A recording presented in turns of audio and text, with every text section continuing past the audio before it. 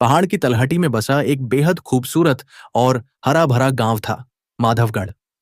दिन के उजाले में यह गांव किसी स्वर्ग से कम नहीं लगता था। लहलहाते खेत, चहचहाते पक्षी और बहती हुई नदी की मीठी आवाज। लेकिन जैसे ही सूरज ढलता और शाम के साए गहरे होने लगते, इस गांव की तस्वीर पूरी तरह बदल जाती। शाम के 6 बजते ही गांव की गलियां श्मशान जैसी सुनसान हो जाती थीं। लोग अपने ही घरों में इस तरह छिप जाते थे जैसे बाहर कोई अदृश्य मौत घूम रही हो। हर घर के दरवाजे पर अंदर से मोटे मोटे ताले लगा दिए जाते। खिड़कियों को लकड़ियों से ठोक कर बंद कर दिया जाता था। यह कोई आम डर नहीं था। यह एक ऐसा खौफ था जिसने माधवगढ़ की रूह को कंपा दिया था। इसी गांव में दीनदयाल नाम का एक सीधा साधा और गरीब मजदूर रहता था। उसकी दुनिया उसकी 17 साल की बेटी काव्या के इर्द गिर्द घूमती थी। काव्या बहुत ही मासूम और शर्मीली लड़की थी।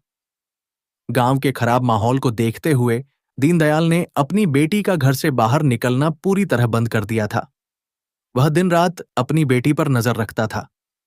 रात को पूरा परिवार एक ही छोटे से कमरे में सोता था और कमरे का इकलौता दरवाजा दीनदयाल खुद अपनी चारपाई से सटाकर बंद करता था, ताकि बाहर से कोई परिंदा भी अंदर ना आ सके। लेकिन एक सुबह सब कुछ तबाह हो गया। काव्या आंगन में झाड़ू लगा रही थी कि अचानक उसे तेज चक्कर आया और वह बेहोश होकर जमीन पर गिर पड़ी। उसके पेट में असहनीय दर्द हो रहा था। घबराया हुआ दीनदयाल उसे किसी तरह बैलगाड़ी में लिटाकर शहर के सरकारी अस्पताल ले गया। कुछ देर बाद जब डॉक्टर चेकअप करके बाहर आए तो उनके चेहरे पर एक अजीब सी खामोशी थी। उन्होंने दीनदयाल को अपने केबिन में बुलाया और एक ऐसी बात कही जिसने उस गरीब बाप के पैरों तले जमीन खींच ली। दीनदयाल, तुम्हारी बेटी गर्भवती है। यह सुनते ही दीनदयाल के हाथ से पानी का गिलास छूटकर जमीन पर चकनाचूर हो गया। उसकी आंखें फटी की फटी रह गईं। उसके होंठ कांपने लगे। ये आप क्या कह रहे हैं डॉक्टर साहब? मेरी बच्ची तो पिछले कई महीनों से घर की दहलीज के पार तक नहीं गई। रात को हम सब एक कमरे में सोते हैं। अंदर कोई नहीं आ सकता। मेरी बेटी बहुत पवित्र है, ऐसा हो ही नहीं सकता। दीनदयाल वहीं फर्श पर बैठकर फूट फूट कर रोने लगा। काव्या को जब यह बात पता चली तो वह सदमे में चली गई। वह सिर्फ इतना ही कह पा रही थी, बापू, मुझे कुछ नहीं पता, मैंने कुछ नहीं किया। उसकी आंखों में सच्चाई के आंसू थे, लेकिन इस सच्चाई को साबित करने का कोई तरीका नहीं था। सबसे खौफनाक बात यह थी कि काव्या अकेली नहीं थी। डॉक्टर ने एक गहरी और हताश सांस लेते हुए कहा, मुझे पता है दीनदयाल, यह कोई गलती नहीं है। पिछले 4 महीनों में तुम्हारे माधवगढ़ गांव से यह 13वां मामला है। पूरे गांव में हाहाकार मच गया था। 13 लड़कियां जिन पर पहरा था, जो बंद कमरों में सोती थीं, जिनके घरों के ताले कभी नहीं टूटे, वो सब एक एक करके बिना किसी शारीरिक संबंध या बाहरी व्यक्ति के संपर्क के गर्भवती हो रही थीं। गांव के लोग इसे किसी भूत प्रेत या श्राप का नतीजा मानने लगे थे। पुलिस कई बार गांव आई, लेकिन हर बार खाली हाथ लौट गई, क्योंकि ना कोई दरवाजा टूटता था, ना कोई खिड़की खुलती थी और ना ही किसी अजनबी के पैरों के निशान मिलते थे। सब कुछ असंभव सा था। जब स्थानीय पुलिस हार गई तो यह रहस्यमयी और खौफनाक फाइल राज्य की राजधानी भेजी गई, और यह फाइल एक ऐसी महिला के मेज पर रखी गई जिसके नाम से ही बड़े बड़े अपराधियों के पसीने छूट जाते थे। तेज तर्रार और निडर आईपीएस अधिकारी श्रुति देसाई। श्रुति ने जब उन 13 लड़कियों की फाइल पढ़ी तो उसकी भ्रिकुटी तन गई। उसने पुलिस की नाकामी की रिपोर्ट देखी और समझ गई कि यह कोई भूत प्रेत का काम नहीं, बल्कि किसी बहुत ही शातिर और खतरनाक इंसान का रचा हुआ खेल है। एक ऐसा खेल जो बंद दरवाजों के पार खेला जा रहा था। श्रुति ने अपनी कुर्सी से उठते हुए खिड़की के बाहर देखा। उसकी आंखों में एक गहरी चमक थी। उसने ठान लिया था कि इस रहस्य को सुलझाने के लिए उसे खाकी वर्दी नहीं, बल्कि एक ऐसा रूप लेना होगा जिसकी इस गांव में किसी को उम्मीद ना हो। माधवगढ़ का असली सच अब बाहर आने वाला था। आईपीएस श्रुति देसाई अच्छी तरह जानती थीं कि पुलिस की वर्दी देखकर असली मुजरिम हमेशा बिलों में छिप जाते हैं। इस रहस्य को सुलझाने के लिए उन्हें गांव का ही हिस्सा बनना होगा। अगले ही दिन शहर की सबसे तेज तर्रार आईपीएस ऑफिसर एक बिल्कुल अलग रूप में थी। उन्होंने मैली कुचैली साड़ी पहनी, बालों को बिखेर लिया और चेहरे पर मिट्टी मल ली।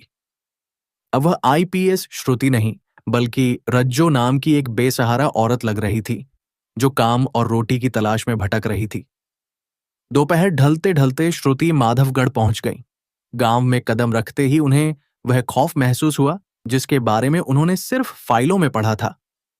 सूरज अभी पूरी तरह डूबा भी नहीं था, लेकिन गलियां एकदम सूनी हो चुकी थीं। किसी घर से बच्चों के हंसने की आवाज नहीं आ रही थी। दरवाजे धड़ाधड़ बंद हो रहे थे और खिड़कियों पर पर्दे खींचे जा रहे थे। गांव की हवा में एक अजीब सी घुटन थी। श्रुति धीरे धीरे चलते हुए गांव के बीचों बीच पहुंची। उन्होंने जानबूझकर एक ऐसा घर चुना जहां एक जवान लड़की रहती थी। यह घर हरिया नाम के एक किसान का था, जिसकी 16 साल की बेटी थी, सुमन। श्रुति ने हरिया के दरवाजे पर दस्तक दी और रोती हुई आवाज में कहा, भैया, मैं 2 दिन से भूखी हूं। मेरा कोई नहीं है। मुझे आज रात अपने आंगन के कोने में सोने की जगह दे दो। भगवान तुम्हारा भला करेगा। पहले तो हरिया ने साफ मना कर दिया। उसकी आंखों में गहरा डर था, लेकिन उसकी पत्नी का दिल पसीज गया।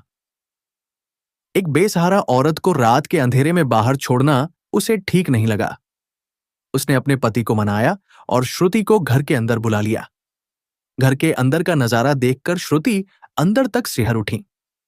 सुरक्षा के नाम पर हरिया ने अपने ही घर को एक जेल बना दिया था। मुख्य दरवाजे पर लोहे की मोटी जंजीर और 3 बड़े ताले लगे थे। खिड़कियों को लकड़ियों से ठोककर हमेशा के लिए बंद कर दिया गया था। रात को सोने के लिए हरिया, उसकी पत्नी और बेटी सुमन तीनों एक ही कमरे के बीचों बीच जमीन पर बिस्तर लगाकर सोते थे। श्रुति को उसी कमरे के दरवाजे के पास एक पुरानी चटाई दे दी गई। यह साफ था कि इस घर में बाहर से किसी इंसान का आना बिल्कुल नामुमकिन था। तो फिर उन 13 लड़कियों के साथ ऐसा कैसे हुआ? यही सवाल श्रुति के दिमाग में घूम रहा था।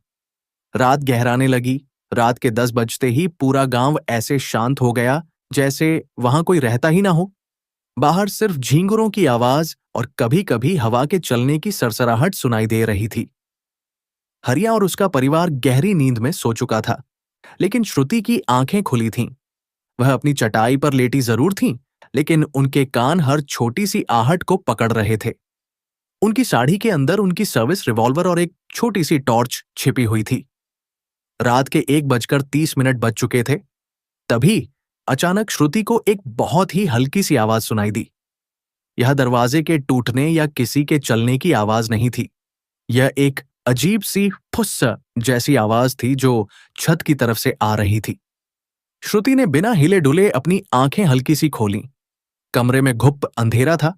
तभी उन्हें हवा में एक अजीब सी मीठी गंध महसूस हुई। यह गंध साधारण नहीं थी। श्रुति की पुलिस ट्रेनिंग ने तुरंत खतरे को भांप लिया। यह एक बहुत ही तेज केमिकल गैस, एनेस्थेटिक गैस थी, जो इंसान को कुछ ही सेकंड में बेहोश कर सकती थी। मुजरिम दरवाजे से नहीं, बल्कि छत से आ रहे थे। श्रुति ने बिना कोई आवाज किए तुरंत अपनी साड़ी के पल्लू को पानी की बोतल से गीला किया और अपनी नाक और मुंह पर कसकर बांध लिया। गैस का असर इतना तेज था कि कुछ ही पलों में हरिया, उसकी पत्नी और सुमन की सांसें भारी हो गईं और वे मौत जैसी गहरी नींद में चले गए। अगर कोई उन्हें इस वक्त पीटता, तब भी वो नहीं उठते। तभी छत की कच्ची खपरैल, मिट्टी की टाइल्स धीरे से हटी।